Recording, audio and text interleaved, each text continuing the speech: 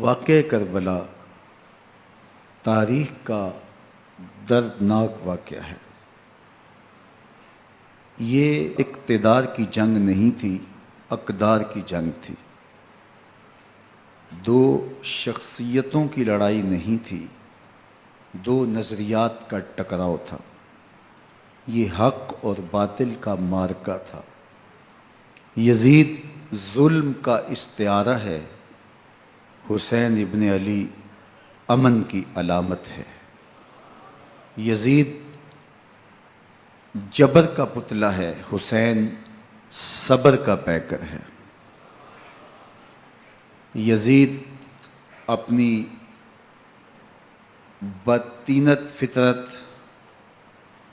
اور اپنی طبع ناہموار کے باعث دنیا پر ذلت و رسوائی، ظلم، جبر، جور و زیادتی کی علامت بن کے ابھرا، اور حسین ابن علی رضی اللہ تعالی عنہ حق و صداقت کا نشان بن کے ابھرا۔ کربلا کے تپتے ہوئے ریگزار میں حسینی اور یزیدی دو کردار سامنے آتے ہیں۔ اقبال نے کہا تھا، موسیٰ و فرعون و شبیر و یزید، ایند و قوت از حیات آید پدید، زندہ حق از قوت شبیری است، باطل آخر داغ حسرت میری است، سرخ رو عشق غیور از خون او، شوخی ای مصرع از مضمون او، تا قیامت قطع استبداد کر، موج خون او چمن ایجاد کر۔ یزید بہدل کی بیٹی محسون کا ناپاک بیٹا تھا، اور حسین محمد عربی کی بیٹی فاطمہ کا شہزادہ تھا۔ یزید دمشق کے اطراف میں سرجون اور جریر، اختل جیسے اوباشوں کے جھرمٹ میں پل کے جوان ہوا۔ حسین کے گھر کا دروازہ مسجد نبوی کے اندر کھلتا تھا۔ یزید نشے میں دھت ہو کر کے نمازیں چھوڑ دیتا تھا۔ حسین کی کربلا کے اندر بھی نماز تہجد قضا نہیں ہوئی۔ یزید ظلم کا دوسرا نام ہے، حسین امن کی علامت ہے۔ یزید نے زندگی میں ایک مرتبہ حج کیا اور شراب کے مٹکے ساتھ لے کے آیا، اور اختل اور دیگر گویوں اور مغنیوں کو اپنے ساتھ رکھا تاکہ سفر آسانی سے کٹے۔ حسین ابن علی نے 25 حج سواری ہونے کے باوجود پیدل کیے۔ یزید حج بیت اللہ کے بعد مدینہ المنورہ آیا اور شراب کی ایک مجلس بپا کی۔ حضرت امام حسین رضی اللہ تعالی عنہ جب وہاں پہنچے تو شراب کی پھیلی ہوئی بدبو کو محسوس کرتے ہوئے فرمایا، یہ بو کیسی ہے؟ تو نشے میں دھت یزید بولا، یہ شام میں بنتی ہے، اور ایک جام منگوایا اور اس کو پیتے ہوئے دوسرا جام حضرت امام حسین رضی اللہ تعالی عنہ کی طرف بڑھاتے ہوئے کہا، ابا عبداللہ لیجئے۔ تو حضرت امام حسین رضی اللہ تعالی عنہ نے فرمایا، میں اس کی طرف دیکھتا بھی نہیں ہوں، اور پھر وہ عشقی اشعار پڑھنے لگا۔ جب یزید کی شراب نوشی کا منظر امام حسین رضی اللہ تعالی عنہ اپنی آنکھوں سے دیکھ چکے تھے تو مجھے بتاؤ، یزید کے ہاتھ پہ امام حسین کا پاک ہاتھ کیسے آتا؟ حضرت امام حسین رضی اللہ تعالی عنہ جس ماحول میں پلے تھے، جس ماحول میں پرورش پائی تھی، جس ماحول میں رہے تھے، وہ پاکیزہ اور تقدس مآب ماحول تھا۔ اور یزید کبھی اطراف دمشق میں، کبھی غوطہ میں، کبھی الخضرہ محل میں، اور کبھی کہاں اور کبھی کہاں داد عیش دیتا رہا اور لہو و لعب کے اندر مصروف رہا، اور اس کی زندگی ان چیزوں سے عبارت تھی. وہ محرمات کو حلال قرار دیتا، شراب نوشی اس کی ہڈیوں میں رچی ہوئی تھی، اور شریعت بیضا کا مذاق اڑایا کرتا. اور حسین ابن علی رضی اللہ تعالی عنہ کی دوستیاں جن لوگوں سے تھی وہ عبداللہ ابن عباس تھے، عبداللہ ابن عمر تھے، حضرت عبد الرحمن بن ابو بکر رضی اللہ تعالی عنہ تھے. یزید تو جوا کھیلتا رہا، یزید تو قمار بازی کرتا رہا، یزید تو شراب نوشی کرتا رہا، اور حسین ابن علی مسجد نبوی کے ممبر میں حضور کے پہلوؤں میں بیٹھتے رہے. زمانے نے وہ منظر دیکھا کہ سرخ رنگ کے جوڑے پہنے ہوئے حسنین کریمین حجرہ فاطمہ سے نکلتے ہیں. کم عمری کی وجہ سے کبھی گرتے ہیں کبھی سنبھلتے ہیں، اور آقا کریم خطبہ ارشاد کر رہے ہیں، خطبہ چھوڑ کے حضور نے شہزادوں کو اٹھا لیا. وہ منظر بھی زمانے نے دیکھا. حضرت عبداللہ بن شداد کہتے ہیں کہ حضور سجدے میں تھے اور سجدہ اتنا طویل ہو گیا، ہمیں لگا یا تو وحی کا نزول ہو رہا ہے یا پھر اللہ کا حکم آ گیا اور اللہ کے محبوب کی روح قبض کر لی گئی. لیکن میں نے جب نظریں اٹھا کے ننکیوں سے دیکھا تو کیا منظر تھا کہ حسین ابن علی حضور کی پشت پہ بیٹھے ہوئے اور میرے آقا سجدے کو طول دے رہے ہیں. اللہ اکبر. حسین کے لیے پیغمبر کے سجدوں کو طول دیا جا رہا ہے. حسین ابن علی کبھی ممبر پہ حضور کی اطراف میں بیٹھتے ہیں. وہ منظر بھی دنیا نے دیکھا کہ حضور کے مبارک کندھوں پر حسین ابن علی بیٹھے ہیں اور حضور کی زلفوں کو پکڑا ہوا ہے. تو حضرت عمر رضی اللہ تعالیٰ عنہ دیکھ کے کہتے ہیں واہ واہ کیسی سواری میسر آئی حسین ابن علی کو. تو میرے آقا مسکرا کے کہتے ہیں عمر سواری دیکھتے ہو سوار بھی تو دیکھو. اللہ اکبر. حضرت اسامہ بن زید بن حارثہ رضی اللہ تعالیٰ عنہ فرماتے ہیں رات کا ایک پہر گزر گیا اور مجھے حضور سے کوئی کام تھا. میں آقا کریم کی خدمت میں حاضر ہوا، در دولت پہ دستک دی. حضور تشریف لائے تو چادر اوڑی تھی، بکل کی ہوئی تھی میرے حضور نے. تو میں نے اپنی حاجت کہی تو حضور نے میری حاجت پوری کر دی. لیکن ایک منظر میں نے دیکھا کہ حضور نے جو چادر کی بکل فرمائی تھی اس کے اطراف میں پہلوؤں میں ابھار تھے جس طرح اندر کوئی ہو. مجھ سے نہ رہا گیا، میں نے پوچھ لیا. میں نے کہا بندہ نواز چادر کے اندر کیا ہے؟ فکاشفہ. تو حضور نے چادر کو کھول دیا. فائز الحسن والحسین علی ورکہ. تو کہتے ہیں میں نے اپنی آنکھوں سے دیکھا ایک پہلو سے امام حسین لپٹے ہوئے تھے، ایک پہلو سے امام حسن لپٹے ہوئے تھے. فرمایا یہ میرے بیٹے ہیں، یہ میری بیٹی کے بیٹے ہیں. اے اللہ میں ان سے پیار کرتا ہوں، تو بھی ان سے پیار کر، جو ان سے پیار کرے اس سے بھی پیار کر. ان کی محبت کا درس دیا، ان کے پیار کا سبق پڑھایا. کہا ان سے پیار کرنے والا میرے سے پیار کرنے والا ہے، ان سے بغض رکھنے والا میرے سے بغض رکھنے والا ہے. ان کی تکلیف حضور کو بے چین کر دیتی تھی. حضرت سیدہ فاطمہ الزہرا رضی اللہ تعالی عنہا کے گھر کے قریب سے گزرے تو حضرت امام حسین کے رونے کی آواز آ رہی تھی. تو آقا کریم علیہ السلام نے فرمایا کہ فاطمہ حسین کو چپ کرواؤ. اللہ تعالیٰ ان بقاءہ یوزینی. تو جانتی نہیں حسین کا رونا مجھے دکھ دیتا ہے.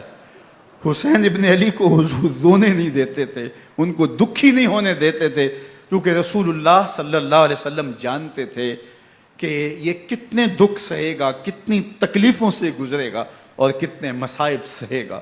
زمانے نے وہ گھڑیاں بھی دیکھیں کہ حضرت حذیفہ بن یمان رضی اللہ تعالیٰ عنہ فرماتے ہیں کہ میں حضور کی خدمت میں نماز مغرب کی ادائیگی کے لیے حاضر ہوا، اور میں نے یہ اجازت خاص طور پہ اپنی ماں سے اس شرط پہ لی تھی کہ امی آپ مجھے اجازت دیں، میں حضور کی خدمت میں حاضر ہوتا ہوں، مغرب کی نماز بھی ادا کروں گا اور پھر حضور سے عرض کروں گا حضور میرے لیے اور میری ماں کے لیے بخشش کی دعا کر دیجئے. ماں نے اس شرط پہ اجازت دے دی اور میں حضور کی خدمت میں آ گیا. نماز مغرب ادا کی، سلام پھرا تو میرے دل میں آرزو تھی میں حضور سے عرض کروں حضور میرے لیے اور میری ماں کے لیے مغفرت کی بخشش کی دعا کر دیں. لیکن حضور عبادات میں، ذکر میں، نوافل میں ایسے مشغول ہوئے کہ میں آرزو رکھنے کے باوجود بھی عرض نہ کر سکا. خیر نماز عشاء کا وقت ہوا، اذان پکاری گئی، حضور مصلی پہ آئے، نماز پڑھی، سلام پھرا، تو میرے دل میں پھر خیال آیا کہ ماں سے ایک نماز کی چھٹی لی تھی، نمازیں بھی 2 ہو گئیں، ماں نے جاتے پوچھنا ہے حضور سے میرے لیے اور اپنے لیے مغفرت کی بخشش کی دعا کروائی تھی، تو کیا جواب دوں گا؟ اور حضور اٹھے اور کاشانہ اقدس کی طرف چل دیے۔ اب میرے دل میں یہ خیال رہ کے آ رہا تھا کہ ماں کو کیا جواب دوں گا؟ میں تو حضور سے بخشش و مغفرت کی دعا کروا ہی نہیں سکا۔ جب حضور چل پڑے تو غیر ارادی طور پہ میں بھی حضور کے پیچھے چل پڑا۔ چلنے میں تھوڑی سی رفتار تیز ہو گئی، جس سے قدموں کی آہٹ پیدا ہوئی۔ تو جب آواز پیدا ہوئی تو حضور نے رخ پھیرے بغیر فرمایا، من ھذا، میرے پیچھے پیچھے کون آ رہا ہے؟ پھر خود ہی کہا، حذیفہ تو نہیں؟ تو میرا دل دھڑک رہا تھا، قل تو نعم، میں نے کہا جی حضور میں حذیفہ ہوں۔ فرمایا، ما حاجتک غفر اللہ لک ولامک، کیا کام ہے؟ اللہ تجھے بھی بخش دے، تیری ماں کو بھی بخش دے۔ اب جو کام تھا وہ جنبش لب سے پہلے ہی ہو گیا، یہاں تو لفظوں کا سہارا بھی نہیں لینا پڑتا، وہ بند لبوں کی بولیاں بھی سنتے ہیں۔ اقبال بولا ہے، فروغت صبح آثار و دہور، چشم تو بینندائے ما فی الصدور، تیری نظر تو سینوں کے چھپے راز بھی دیکھتی ہے۔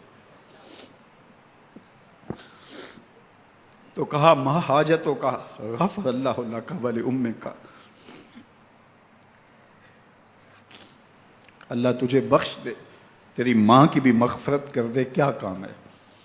اب جو کام تھا وہ تو ہو گیا۔ تو میرے حضور نے ارشاد فرمایا، حذیفہ سنو، ابھی ایک فرشتہ آیا ہے جو اس سے قبل دھرتی پر پہلے کبھی نہیں آیا، آج پہلی مرتبہ اللہ سے اجازت لے کے 2 کام کرنے آیا ہے۔ ایک تو مجھے سلام کرنے آیا ہے، اور دوسرا خوشخبری دینے آیا ہے کہ آپ کی بیٹی فاطمہ جنتی عورتوں کی سردار ہے، اور حسن اور حسین جنتی جوانوں کے سردار۔ ایک طرف یزید ناپاک میسون کا پلیت بیٹا، اور ایک طرف محمد عربی کا نواسا، فاطمہ کے دودھ کا اثر، علی المرتضیٰ کے خون کی تاثیر، رسول اللہ صلی اللہ علیہ وسلم کے کندھوں پہ بیٹھنے والا۔ ایک دن حضور نے امام حسین رضی اللہ تعالیٰ عنہ کے ہاتھ پکڑ لیے اور ان کے پاؤں اپنے پاؤں پہ رکھے، اور پھر فرمایا، بیٹے آگے بڑھو، اور ان کے پاؤں حضور کی پنڈلیوں پہ آئے۔ پھر کہا، بیٹے اور آگے بڑھو، حتیٰ کہ ان کے پاؤں حضور کی رانوں پہ آئے۔ پھر فرمایا، بیٹا اور آگے بڑھو، تو ان کے پاؤں حضور کے مبارک بطن اقدس پہ آئے۔ پھر بازوؤں کو کھینچ کے اپنے قریب کیا، اور حسین ابن علی کے منہ میں اپنی زبان رکھ دی، اور وہ اس طرح چوس رہے تھے جس طرح کھجور چوسی جاتی ہے۔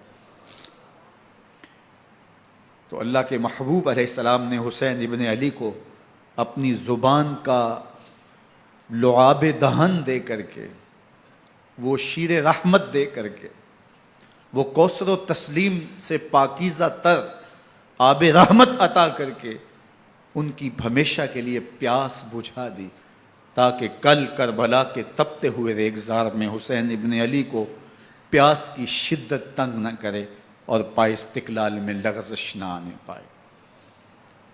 ان نازوں سے پالے ہوئے حسین کو، ان محبتوں سے پالے ہوئے حسین ابن علی کو امتحان بھی اتنے بڑے درپیش تھے۔ یاری تیری سونا پر ازمیشاں تیریاں اگ، سونا پرکھیا جامدہ ہے نال اگاں دے لگ۔ جتنا بڑا شخص ہوتا ہے اتنی آزمائشیں بھی بڑی ہوتی ہیں۔ پیغمبر رحمت کی آغوش میں کھیلنے والا، حجرہ فاطمہ کا جانشین، مصلی رسول کا وارث، منبر رسول صلی اللہ علیہ وآلہ وسلم پر حضور کے مبارک پہلو اور گود میں بیٹھنے والا حسین، حضور کی زبان چوسنے والا حسین، حضور کے کندھوں پہ سواری کرنے والا حسین، آقا کریم علیہ الصلوۃ والسلام کے مبارک سجدے کی حالت کے اندر حضور کی پشت پہ کھیلنے والا حسین، جس حسین کا دروازہ مسجد نبوی کے اندر کھلتا تھا اور یزید کی کرتوتوں کے چشم دید گواہ تھے۔ یزید جب تخت نشین ہوتا ہے تو اسے یہ فکر ہوتی ہے کہ امام حسین، عبداللہ بن زبیر، عبداللہ بن عمر، عبداللہ ابن عباس یہ میری بیعت کریں. اور وہ ولید بن عقبہ کو لکھتا ہے کہ ہر صورت میں ان کی بیعت لو، اور اگر بیعت نہ دیں تو سختی کرو. حضرت امام حسین رضی اللہ تعالی عنہ کو بلاوا آتا ہے کہ آپ کو دارالامارت میں گورنر ہاؤس میں بلایا جا رہا ہے. ولید بن عقبہ کا پیغام آپ کو پہنچتا ہے. آپ اس وقت فرماتے ہیں کہ اس وقت جو پیغام پہنچا ہے وہ کسی خطرے سے خالی نہیں ہے. تو کچھ سواروں کو ساتھ لیا، کہا تم دارالامارت کے باہر کھڑے رہنا، اگر میری آواز بلند ہوئی تو اندر آ جانا، ورنہ تم انتظار کرنا. آپ اندر گئے. ولید بن عقبہ نے مروان کو بھی بلایا تھا. مروان بن حکم یہ گورنر مدینہ ولید سے پہلے رہ چکا ہے، تو اس نے مشورہ دیا کہ سختی کی جائے. خیر ولید بن عقبہ نے کہا کہ یہ خط ہے، حضرت امیر معاویہ کا انتقال ہو گیا اور یزید تخت نشین ہوا ہے، لہٰذا وہ آپ سے بیعت کا مطالبہ کرتا ہے. تو حضرت امام حسین رضی اللہ تعالیٰ عنہ نے فرمایا کہ میرے جیسا شخص یوں چھپ کے بیعت نہیں کر سکتا. اور آپ واپس پلٹے. مروان بن حکم نے ولید بن عقبہ کو کہا کہ یہ موقع ہے جانے نہ دیا جائے، اگر یہ نکل گئے تو دوبارہ تم قابو نہیں پا سکو گے، اور انہیں یہیں قتل کر دیا جائے. حضرت امام حسین رضی اللہ تعالیٰ عنہ نے یہ بات سن لی. کہتے ہیں حضرت امام حسین انہی قدموں کے بل واپس پلٹے اور مروان بن حکم سے مخاطب ہو کے کہا، مروان کیا بول رہا ہے؟ وہ خاموش ہو گیا. فرمایا تو جانتا نہیں ہم کون ہیں؟ آنا حسین ابن علی ابن ابی طالب، میں حسین ہوں، میں علی کا بیٹا ہوں. ہمارے گھر میں قرآن اترتا رہا ہے، وحی کا نزول ہوتا رہا ہے، اور یزید فاسق ہے، فاجر ہے، مسلمانوں کا قاتل ہے اور شرابی ہے. میں ڈنکے کی چوٹ پہ یزید کی بیعت سے انکار کرتا ہوں. بس حیدری کچھار سے محمدی شیر نکل آیا ہے.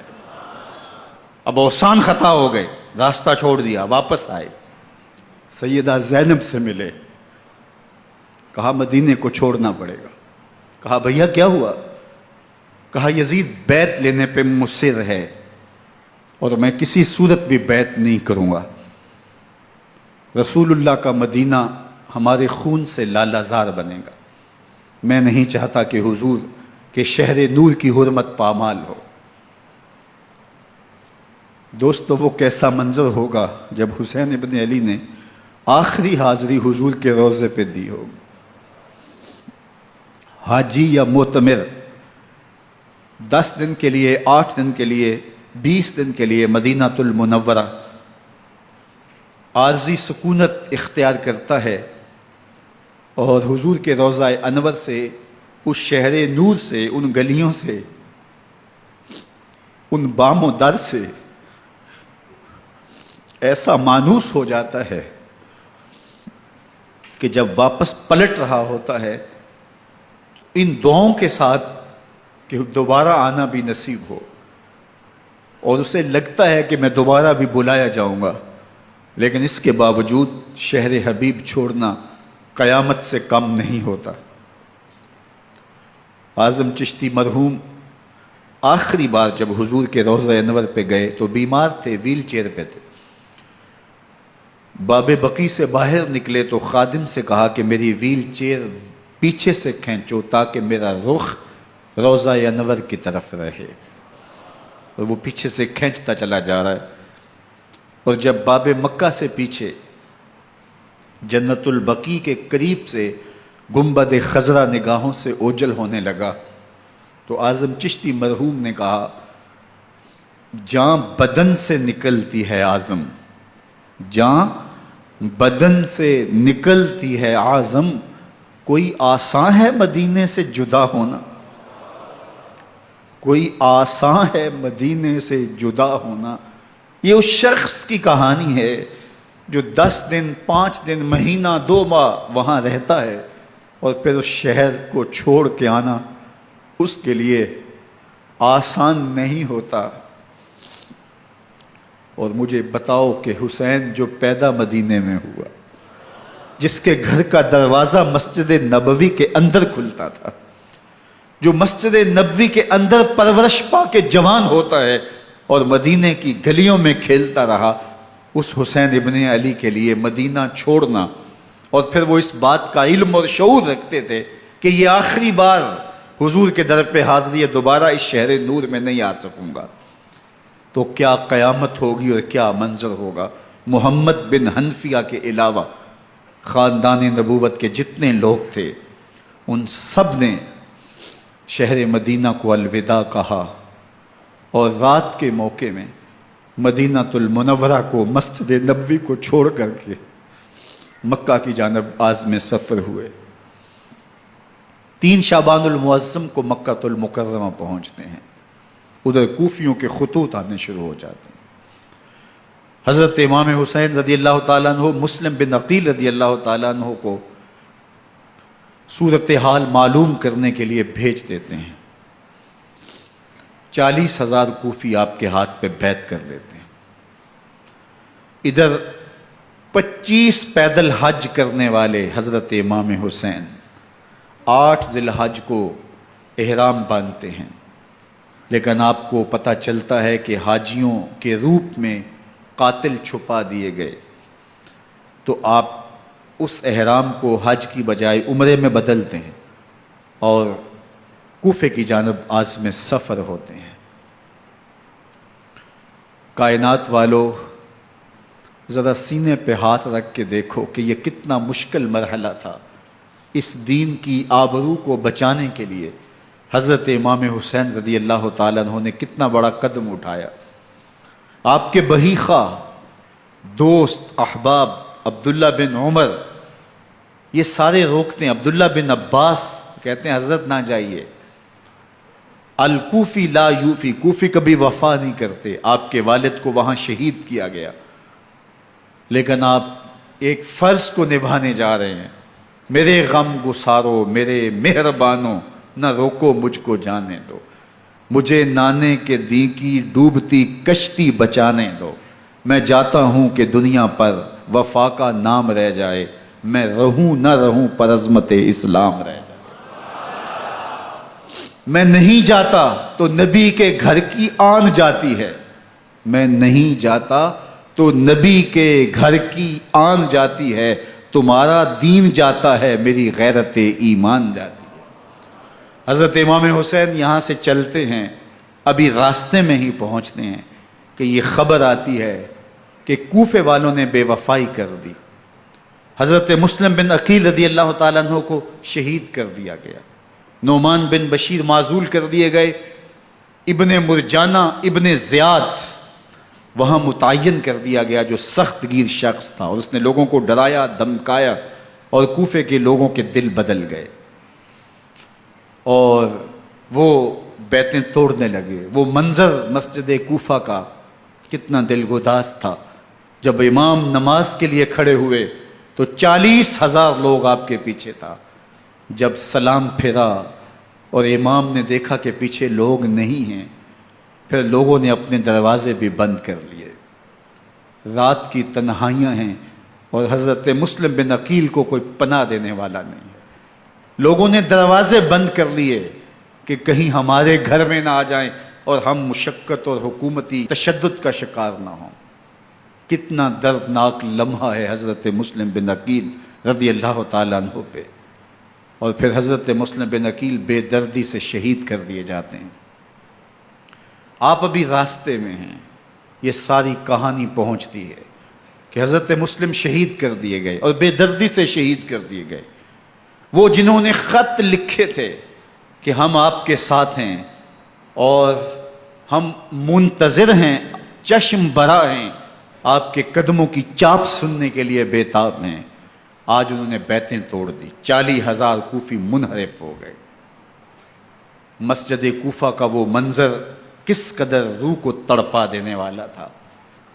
ہم پچھلے سال عصر اور مغرب کے درمیان جب کوفہ پہنچے تو سورج ڈوبنے کے قریب تھا۔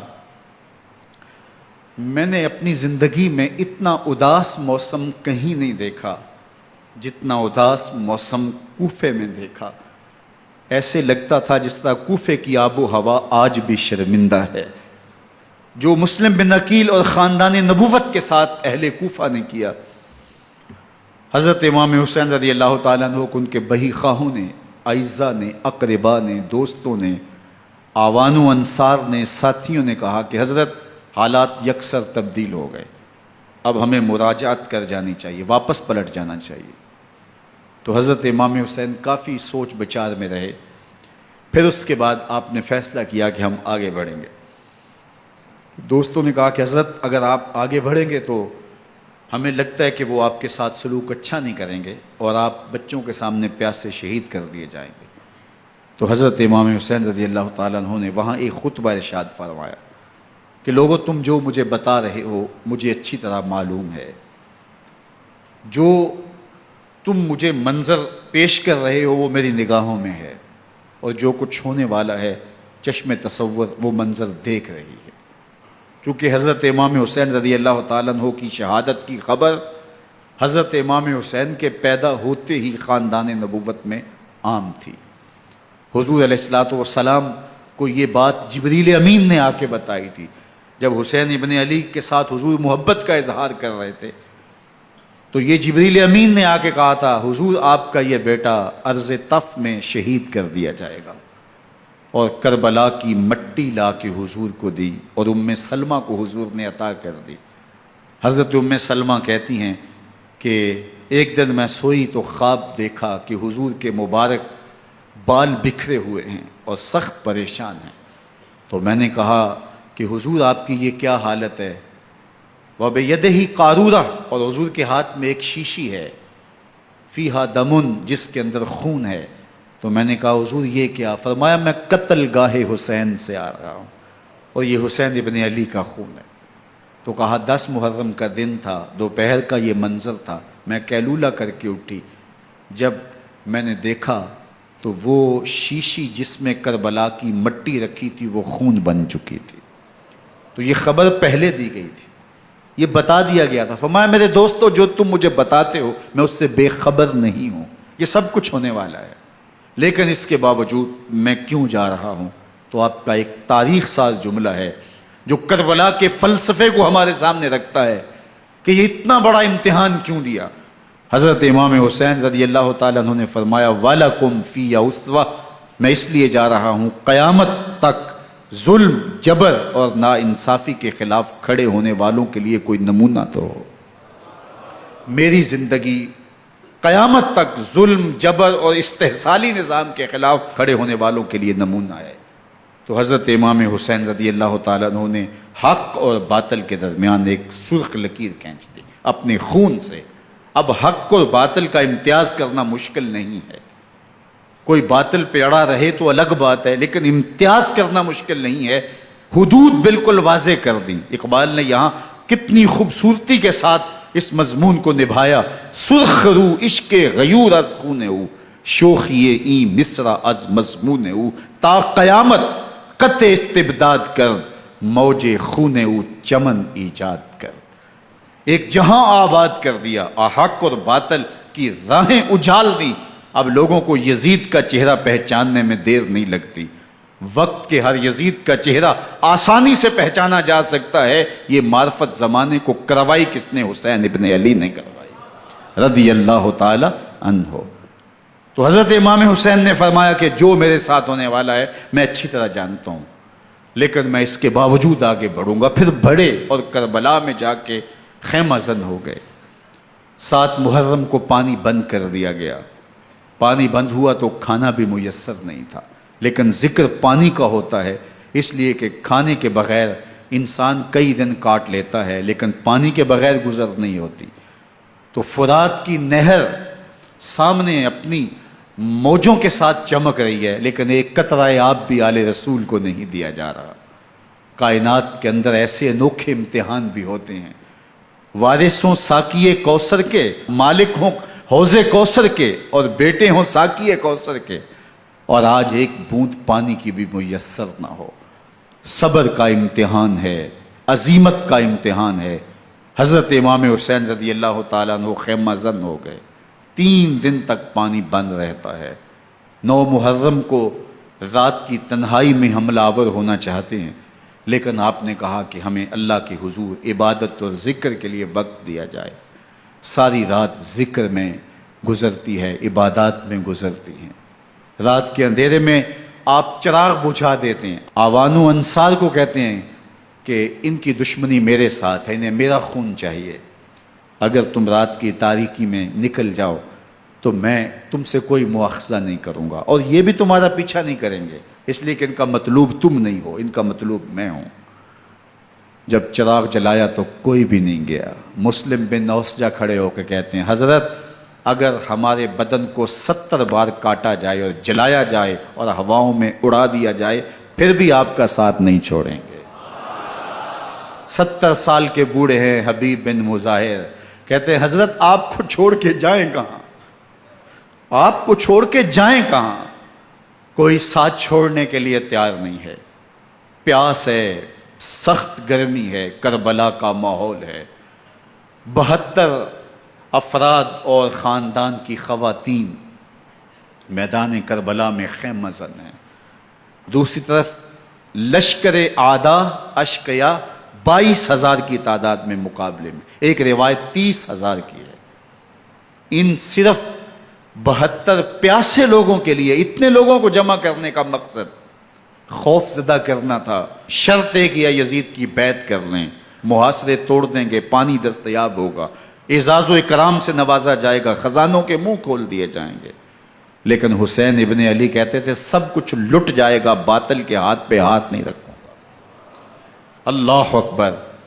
اب صبح طلوع ہوتی ہے، عاشور کا دن چڑھتا ہے، سورج اپنی پوری تمازت کے ساتھ گرمی برسا رہا ہے۔ آج خاندان نبوت کا امتحان زمانے نے دیکھنا ہے۔ رسول اللہ کا لعاب چوسنے والا اس کے صبر کا آج امتحان ہے۔ حضور کے کندھوں پہ کھیلنے والے حسین کا آج امتحان ہے۔ اللہ اکبر۔ حسین ابن علی تمام حجت کرتے ہیں میں نے تمہارا کچھ نہیں بگاڑا، میں نے کسی کا خون نہیں کیا، میں نے کوئی زیادتی نہیں کی، تم کیوں میرے قتل کے در پہ ہو؟ تم جانتے نہیں میں کون ہوں؟ میں تمہارے نبی کا نواسا ہوں، رسول اللہ صلی اللہ علیہ وآلہ وسلم کے کندھوں پہ کھیلتا رہا ہوں، حضور کا لعاب چوستا رہا ہوں، اور میں بوسہ گاہے رسول صلی اللہ علیہ وآلہ وسلم ہوں۔ لیکن ان اشقیاء کے دل پر کوئی چیز اثر انداز نہیں ہوتی۔ ایک ہور ہے، اللہ اس کے دل میں نرمی ڈالتا ہے۔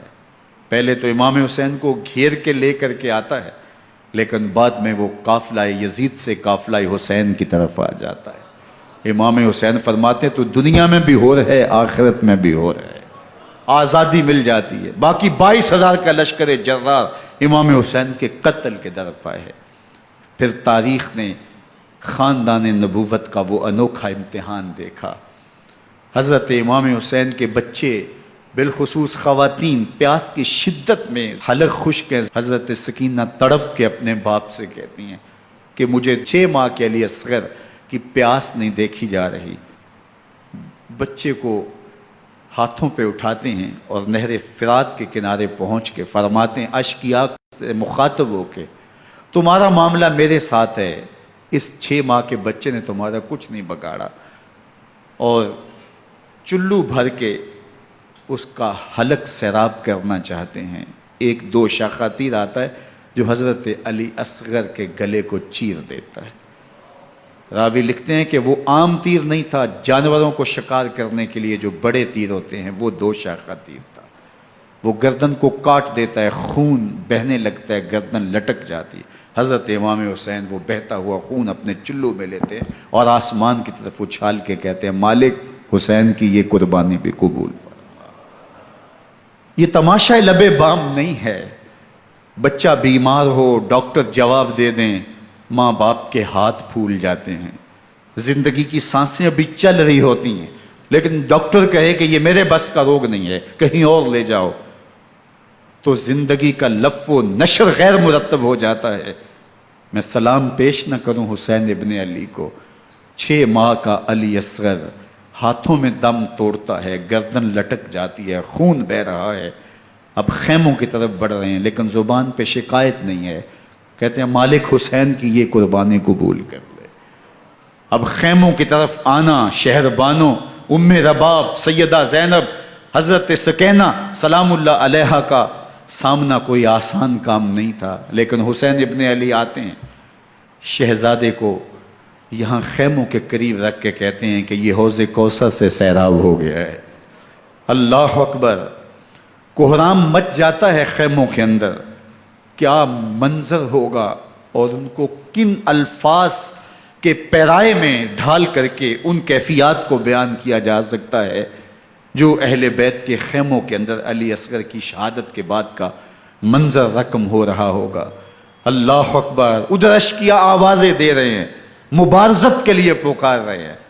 زمانے نے پھر وہ منظر بھی دیکھا کہ جوان بیٹے کو 18 سال کی کمائی حضرت امام حسین میدان عمل میں بھیج رہے ہیں۔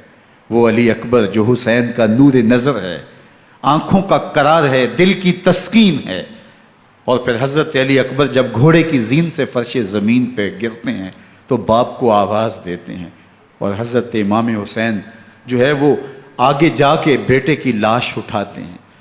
اللہ اکبر، 18 سال کے بیٹے کی لاش کو کندھوں پہ اٹھا کے خیموں تک لاتے ہیں اور ہاتھ پھیلا کے کہتے ہیں مالک حسین کی یہ قربانی بھی قبول فرما۔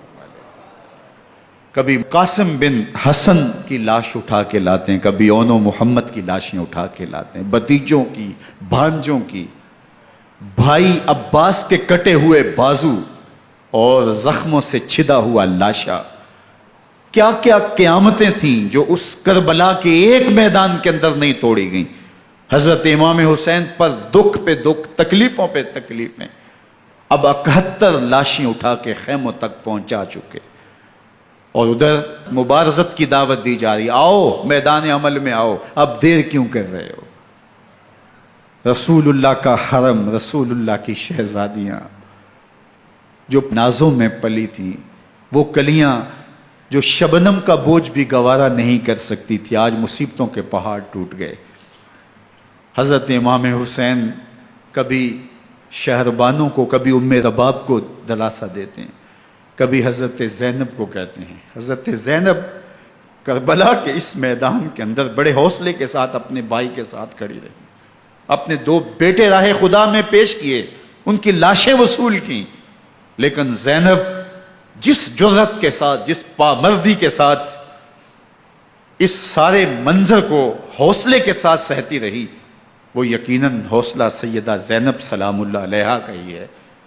لیکن یہ وہ منظر تھا کہ زینب کا دل بھی ڈول گیا جب حسین ابن علی گھوڑے پہ بیٹھنے لگے، اور ان کو گھوڑے میں بٹھانے والا کوئی نہیں تھا، اور جو بھی سوار جاتا پھر واپس اس کی لاش ہی آتی اور حسین ابن علی لے کے آتے۔ آج حسین ابن علی جا رہے ہیں، زندگی کا سارا سرمایہ لٹ رہا ہے، حضرت زینب سلام اللہ علیہا سنبھل نہیں رہی۔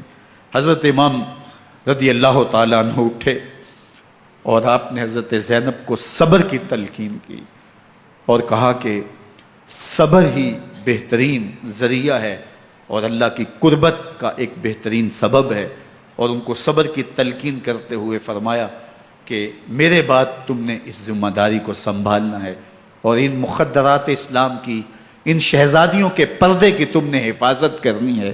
اور پھر گھوڑے کی زین کس کے امام حسین لشکر اشکیا کی طرف بڑھتے ہیں۔ اب خیموں سے سسکیوں کی آواز آ رہی ہے، ان کا سردار، ان کا تاجدار آج سب کو چھوڑ کے کربلا کے میدان کی طرف بڑھ رہا ہے۔ جرم کیا کیا، قصور کیا کیا، اس نے کیا زیادتی کی کہ آج نیزوں اور انیوں کے مقابلے میں 22,000 کا لشکر حضرت امام حسین پہ ٹوٹ پڑتا ہے۔ آپ پھر اتمام حجت کرتے ہیں، میں نے کسی کو قتل نہیں کیا، خون ناحق نہیں بہایا، میرے خون کے درپے کیوں ہو، اپنی آخرت کیوں برباد کرتے ہو، تم جانتے نہیں میں کون ہوں، میں تمہارے نبی کا نواسا ہوں۔ لیکن ابن زیاد کہتا ہے مقابلے میں آؤ۔ پھر حضرت امام حسین رضی اللہ تعالیٰ عنہ مقابلے میں آتے ہیں، اور جب گھوڑے کو ایڑ لگا کے دشمن اشقیاء پہ ٹوٹتے ہیں تو پھر ایسا منظر ہوتا ہے کہ وہ بھیڑ بکریوں کی طرح آگے بھاگتے ہیں۔ 71 زخم کلیجے پہ لیے شجاعت کا یہ پیکر جب میدان میں آتا ہے، آواز آتی ہے یہ کون ذی وقار ہے، بلا کا شاہ سوار ہے، لباس ہے پھٹا ہوا غبار سے اٹا ہوا، تمام جسم نازنی چدا ہوا کٹا ہوا، یہ نبی کا نور عین ہے، یہ بالیقین حسین ہے، یہ حسین ابن علی ہے رضی اللہ تعالیٰ عنہ۔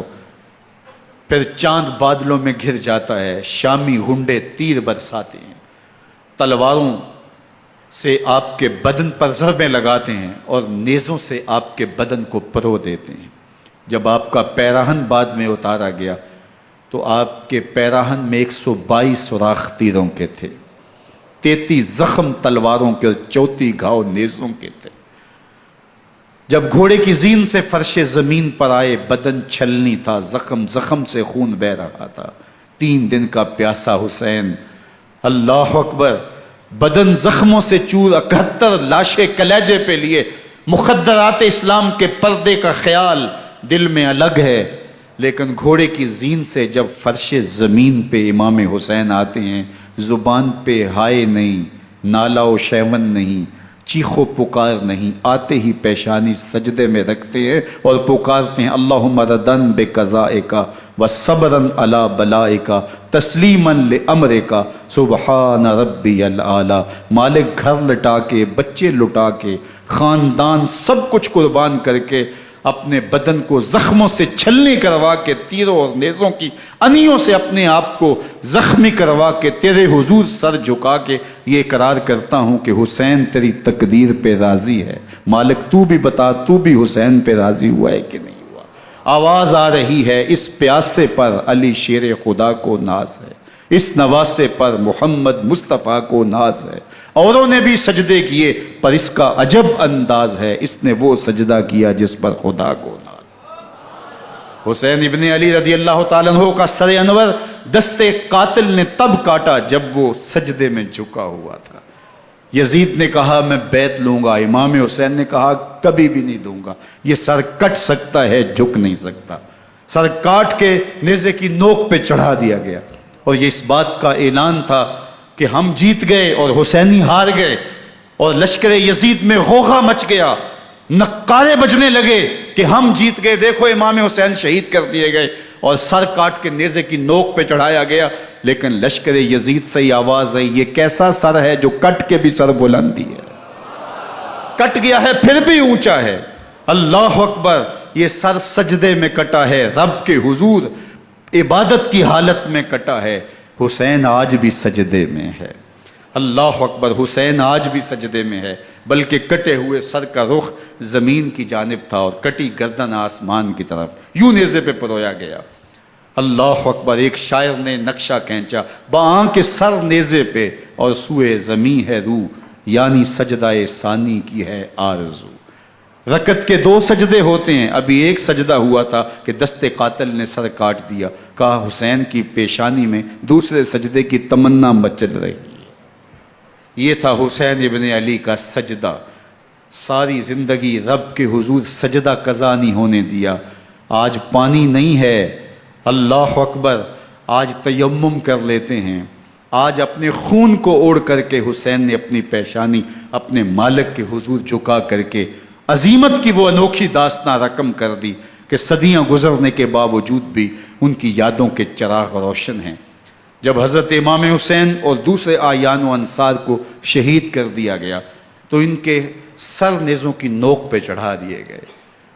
حضرت امام حسین کا کٹا ہوا سر اور باقی 71 افراد کے کٹے ہوئے سر نیزوں کی نوک پہ، اور 10 سواروں کو ابن سعد نے کہا کہ ان کو رون دو، اور گھوڑوں کی ٹاپوں تلے حضرت امام حسین رضی اللہ تعالیٰ عنہ اور ان کے آوان و انصار کو جو ہے وہ روندا گیا، حتیٰ کہ ان کی استخوان مبارک، ان کی ہڈیاں بھی چور چور ہو گئیں۔ روننے سے قبل ان کا لباس اتار لیا، ان کے کپڑے اتار لیے گئے۔ اللہ اکبر، کیسی دردناک گھڑیاں تھیں۔ یزید کا صرف یہی بد کرداری کا مرحلہ نہیں تھا، اس کربلا کے صحرا کے اندر یزید نے جس طرح امام حسین رضی اللہ تعالیٰ عنہ کو شہید کیا اور حضرت امام حسین کے خاندان کو شہید کیا، جب مدینہ المنورہ پر یزید نے مسلم بن عقبہ کو مقرر کیا، جس کو بزرگوں نے مصرب بن عقبہ کہا ہے، تو اس کو کہا 3 دن تک مدینے کا حرم تمہارے لیے حلال ہوگا، جو چاہو تم کرنا، اور شامی فوجوں کو اجازت ہوگی۔ تو وہاں بھی انہوں نے 10,000 تابعین اور 700 صحابہ کو شہید کیا۔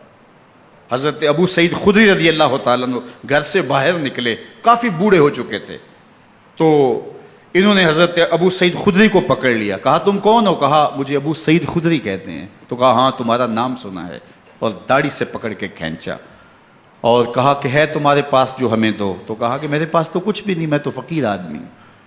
تو ان کے گھر ان کو لے گئے، تو 2 کبوتر رکھے تھے حضرت ابو سعید خدری نے، تو وہ کبوتر لوٹ کے لے گئے۔ اللہ اکبر۔ حضرت ابن سنان رضی اللہ تعالیٰ عنہ کو، جو حضور کے علم بردار تھے فتح مکہ کے دن، ان کو ستو پہلے پلائے اور پھر ان کی گردن کاٹی گئی، اور کہا یہ ہے وہ ستو جو تم زندگی میں آخری بار پیو گے۔ ایک گھر میں داخل ہوئی شامی فوج، تو ایک خاتون کے ابھی بچہ پیدا ہوا تھا، اور قابلہ نے، دائیا نے وہ بچہ ماں کی چھاتی پہ لٹایا، اور وہ ماں کا پہلا دودھ پی رہا تھا۔ تو یہ جا کے کہنے لگے نکالو تمہارے پاس جو کچھ ہے۔ تو اس خاتون نے کہا تم جانتے ہو یہ بچہ کون ہے؟ تو انہوں نے کہا ہم نہیں جانتے۔ کہا یہ حضرت ابن ابی کبشہ انماری رضی اللہ تعالیٰ عنہ کا بچہ ہے، اور یہ وہ صحابی ہیں کہ جو بیت الشجرہ کے موقع پہ حضور کے ہاتھ پہ بیعت کرتے ہیں۔ انہوں نے اس چیز کا لحاظ نہ کیا کہ جو کچھ ہے وہ ہمیں دو، ورنہ تیرے بچے کو نہیں چھوڑیں گے۔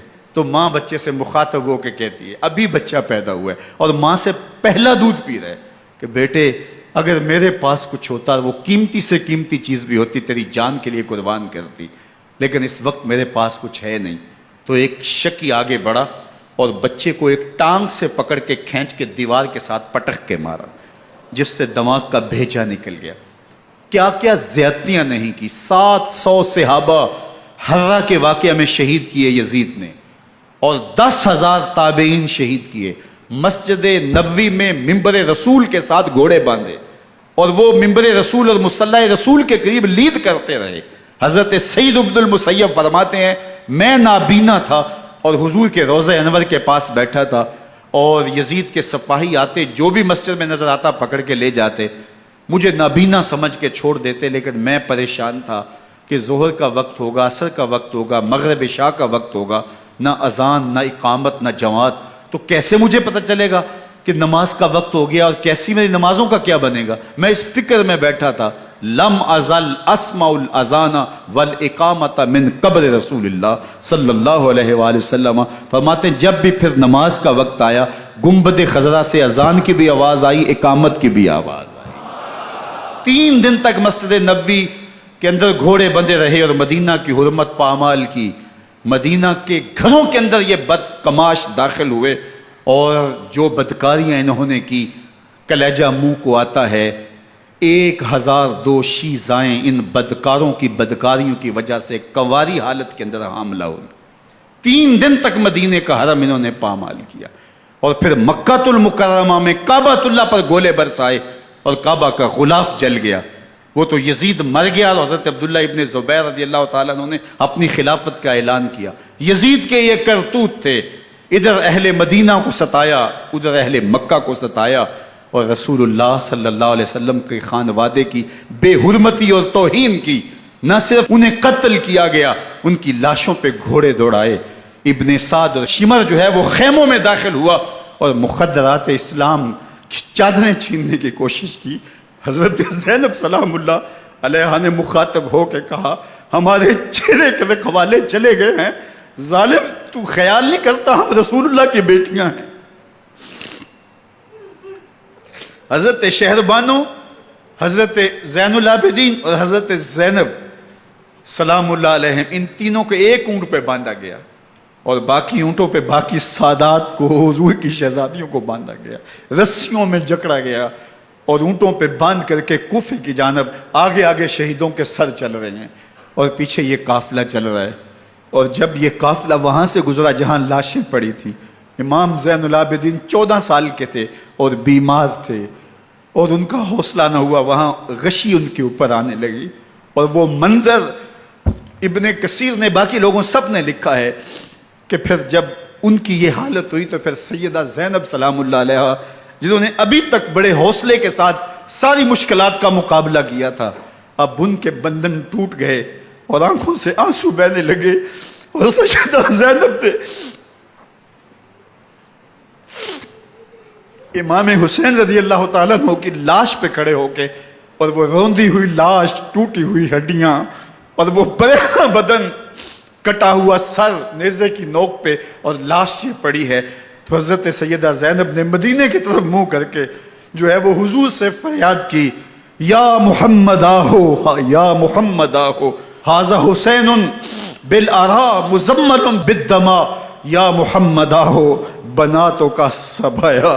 یا رسول اللہ، اے پیارے آقا، یا جد آہو، اے ہمارے نانا محترم، یہ دیکھیے آپ کا حسین پڑا ہوا ہے، بدن سے کپڑے اتار لیے گئے، خاک ہوائیں اڑا رہی ہیں، اور اس کے اوپر چادر جو ہے وہ مٹی کی پڑ گئی ہے، حضور آپ کی اولاد کاٹ دی گئی، اور پھر کہا بناتوں کا سبایا، حضور دیکھیے آپ کی بیٹیوں کے ہاتھ باندھ دیے گئے ہیں، اونٹوں پہ کس دیا گیا ہے، سر شہیدہ آگے آگے چل رہے ہیں، اور حضرت سیدنا امام حسین کا آگے آگے سر ہے۔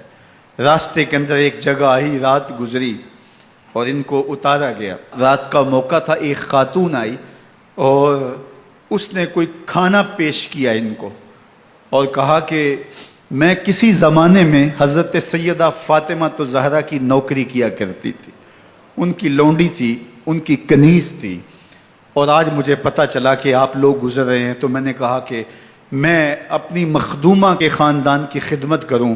اور پھر اس نے کہا کہ اس وقت سیدہ کی گود میں ایک 6-7 ماہ کی بچی تھی جس کو زینب کہا کرتے تھے، تو سیدہ زینب نے کہا کہ اماں اگر پہچانتی ہو تو وہ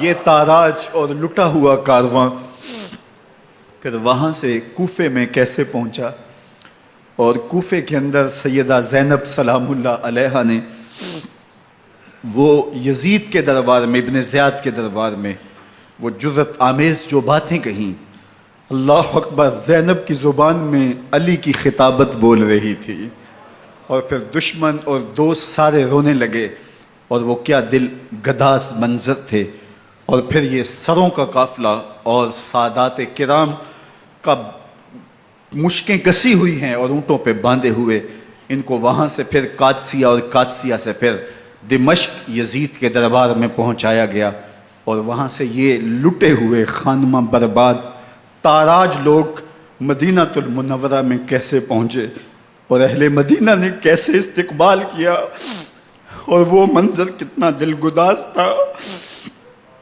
جب اہل مدینہ زینب سے پوچھتے تھے زینب حسین کہاں ہے؟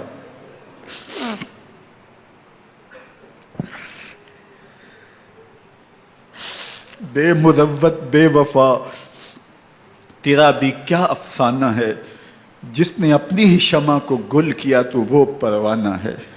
اپنے پیغمبر کے شہزادوں کو اور اپنے پیغمبر کی شہزادیوں کو جو دکھ اس امت نے دیے، یہ کائنات کی ایک انوکھی داستان ہے۔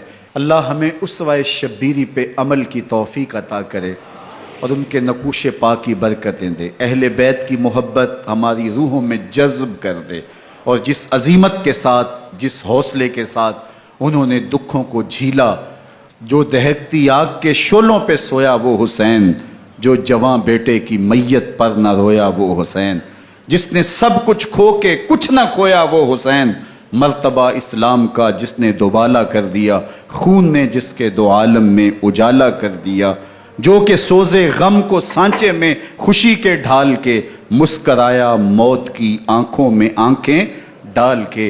اے حسین ابن علی تم پر سلام، نازش آل نبی تم پر سلام۔ ذرا میرے ساتھ یہ پڑھ لیجئے، اے حسین ابن علی تم پر سلام، نازش آل نبی تم پر سلام، تم پہ لاکھوں رحمتیں لاکھوں سلام، اے شہیدان محبت کے امام، لالا گوں لالا بدن لالا کفن، اے چمن اندر چمن اندر چمن، زندگی ہی زندگی تیری حیات اے حیات اندر حیات اندر حیات، افتخار ملت بیضا ہے تو، رب کعبہ کی قسم یکتا ہے تو، فخر کا دل میں دریچہ باز کرنا چاہیے، جن کا تو آقا ہے ان کو ناز کرنا چاہیے۔ وآخر دعوانا ان الحمدللہ۔